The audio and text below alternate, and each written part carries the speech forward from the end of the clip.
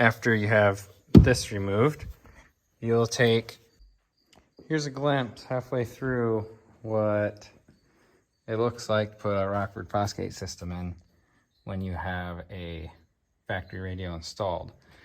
Are all your favorite YouTubers not posting videos lately or starting to run out of ideas on their videos? Well, you can follow us because we're doing the same thing, but better. But we're just getting started, so it's a little different. I'm trying to keep it clean in here. Stop throwing your cans. Jeepers Christ. But anyway, we're doing it better, so follow us instead. Now we're finally ready to put this one in this side by side. We'll see in a little bit. Basically a huge jump ahead forward, which I'll explain though what you have to do, but a huge jump ahead forward to everything installed.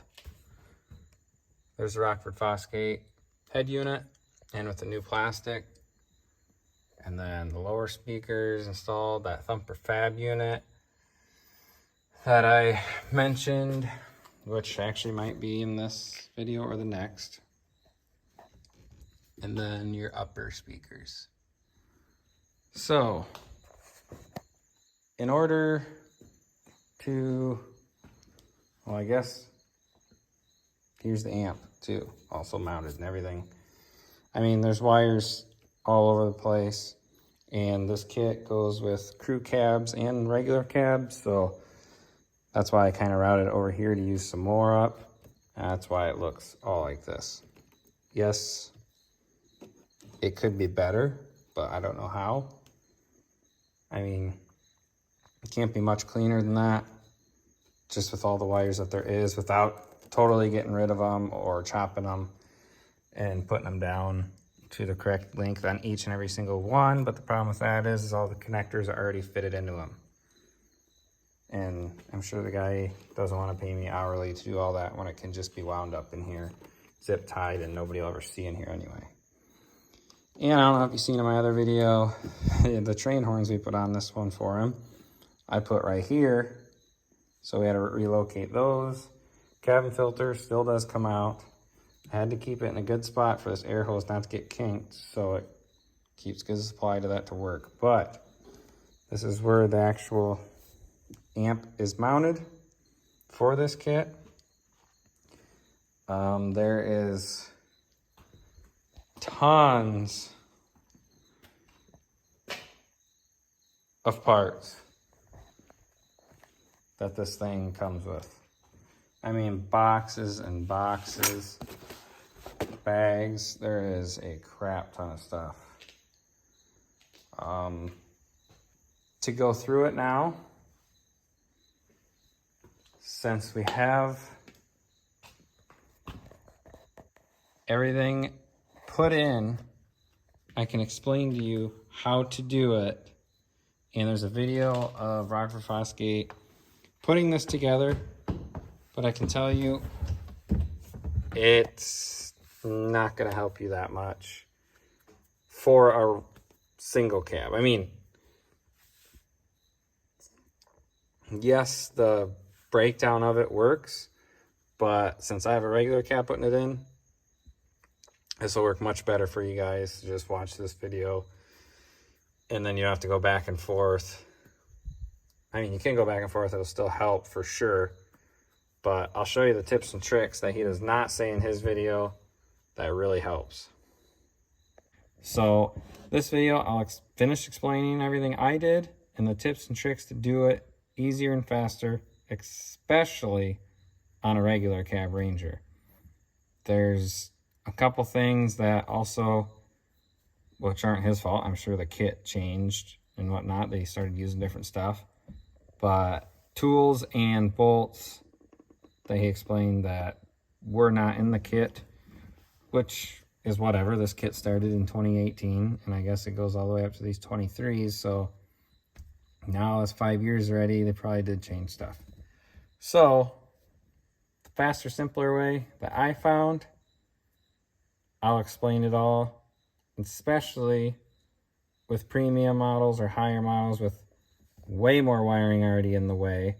And then heating ducts and whatnot, which his had heating ducts, whatever, but we just got a lot going on this one, and already stuff that I had done to this one, like train horns, so that wiring stuff was in the way. Because I didn't know right away we were doing this Rockford Fosgate system, obviously, to this guy's unit.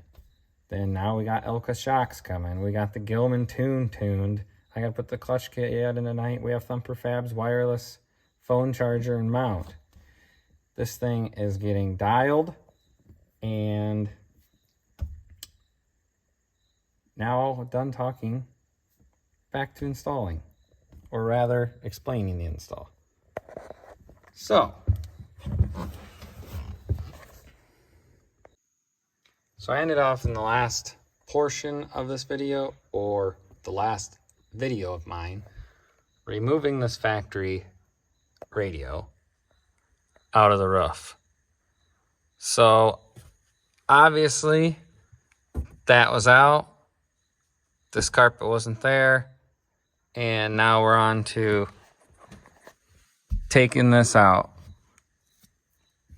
Literally, it'll come down, take 2 push pins out. Well, and if you have a dome light, take 2 screws out, obviously. Flip tab off your connector, set that aside. This will all come out. And then you will start, which, if you guys want to, his video does explain step by step pretty good. And you can just go back to the tips and tricks of my video, or you can just go along with how I did it, which is exactly like his, just easier, simpler ways. So I was at first just going to do the tips and tricks that I learned from doing the install compared to the other guy's video, and show the tips and tricks I did and make this easier. But then I thought about it, and if you're clicking on this video, you probably want to know how to do the entire thing and not just a trick and then have to go back to his video. So for the ones that probably don't want to watch a whole entire install when you don't have this kit, or honestly any kit close to this will be exactly the same, but if you don't have this kit and you just clicked on this video to watch it, probably gonna be boring. But the main thing to do to start, I would say, is I had to remove, which is in this video or the next, or before this video, is the stock radio. That wasn't a job, but was a job or video in and of itself. So that's obviously done and out. Got this put in there, but obviously we're way fast forwarded compared to the start of this system going in. So, enough rambling. To start it, we're going to take this center console out, just a push pin here and on the other side, and 3 on each side on the floor. You'll take that out, and then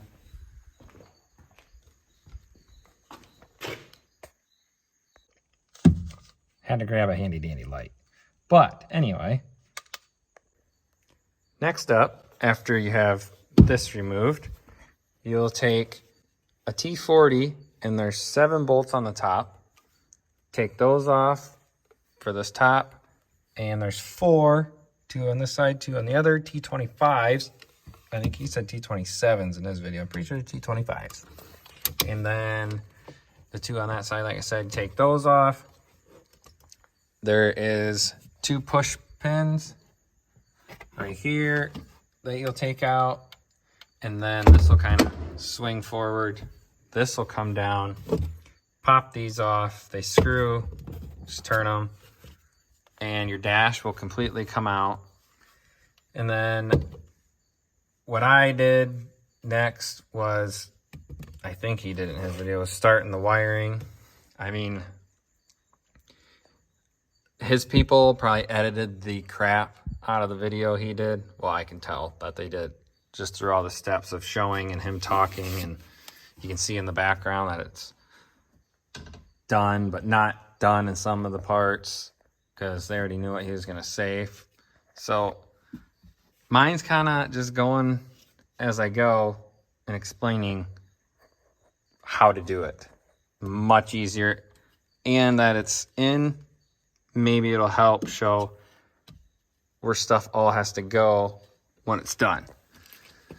So next up, after you have that dash removed, basically we're done with the removal stage. I mean, you can open your hood. That's, you know, that's good. Needed to get in there.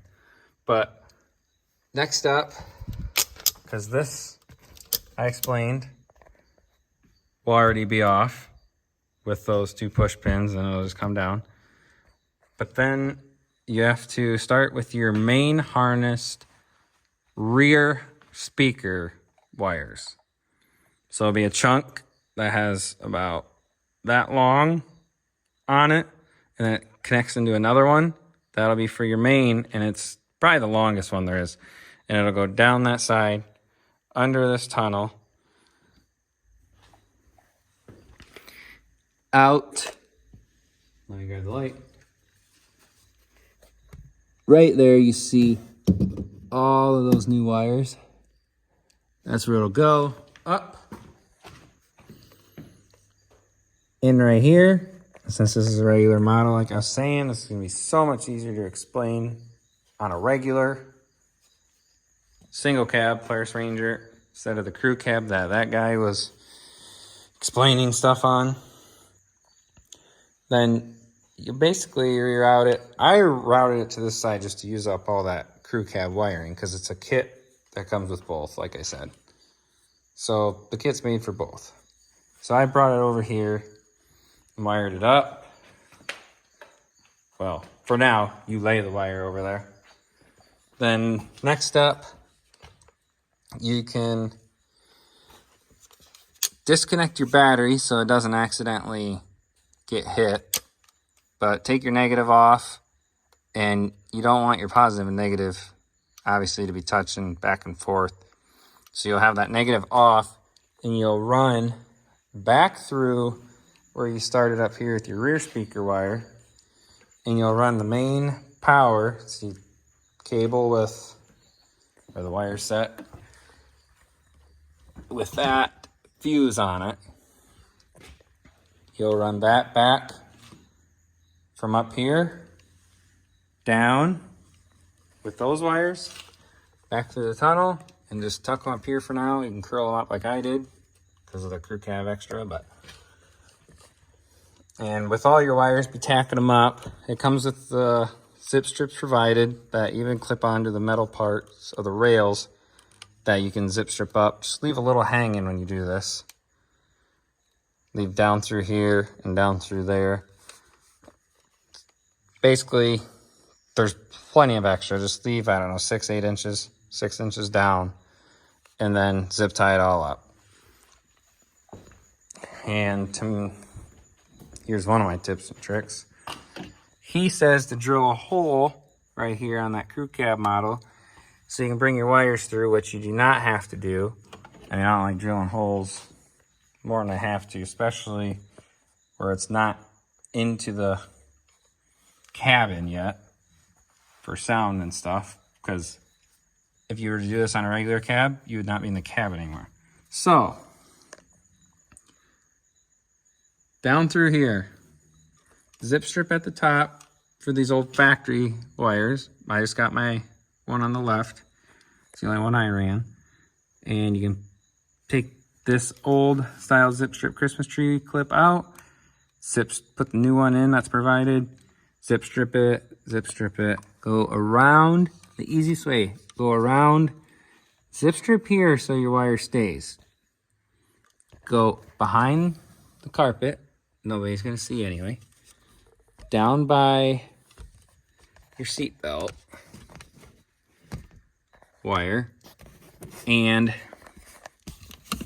if you lift this carpet up, there's actually a hole already in there that this seatbelt wire goes through, and it's big enough to run those rear speaker wires through.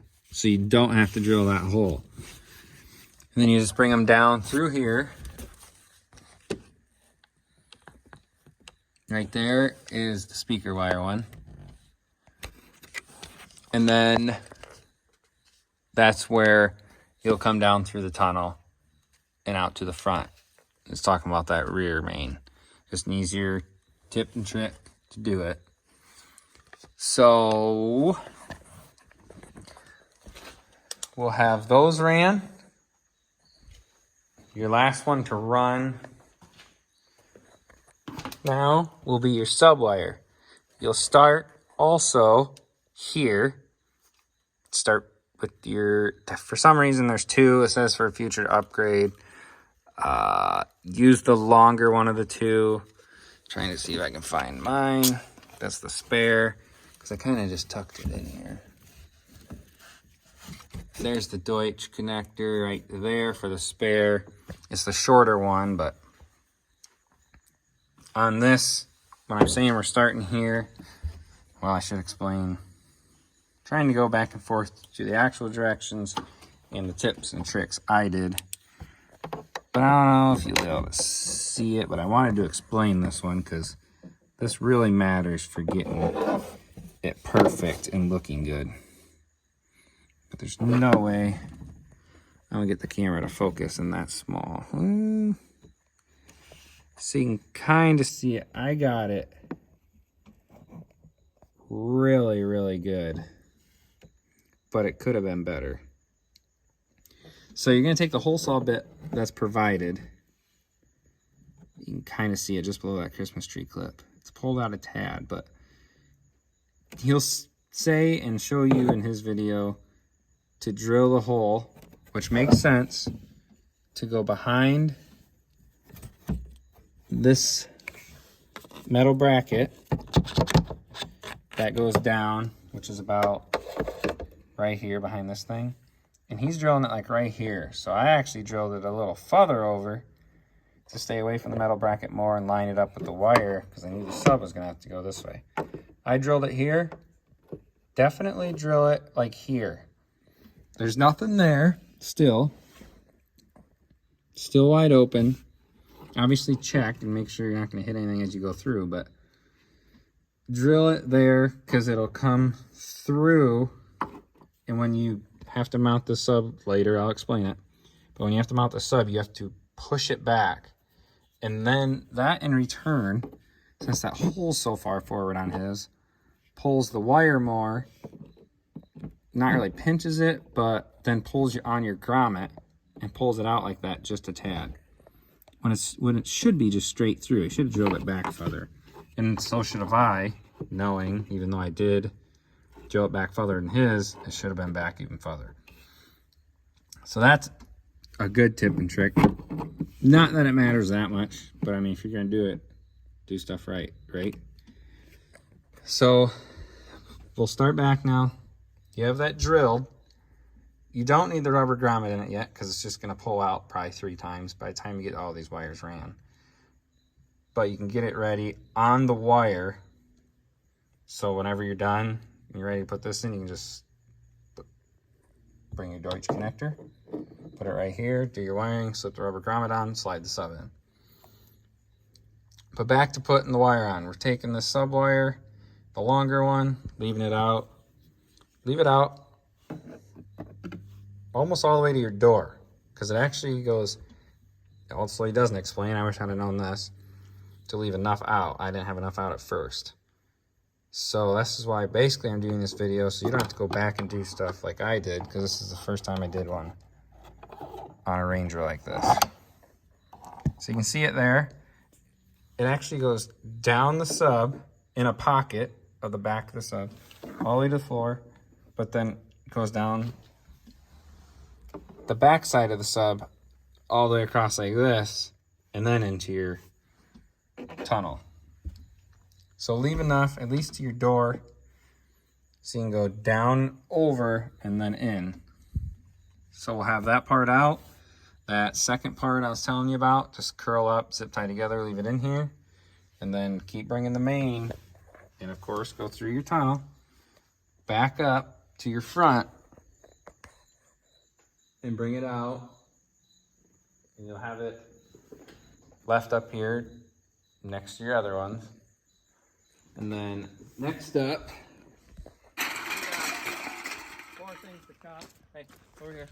We got more things to come on the channel between this and this, that, and a bunch of other stuff. So thanks. We'll see you in the next one.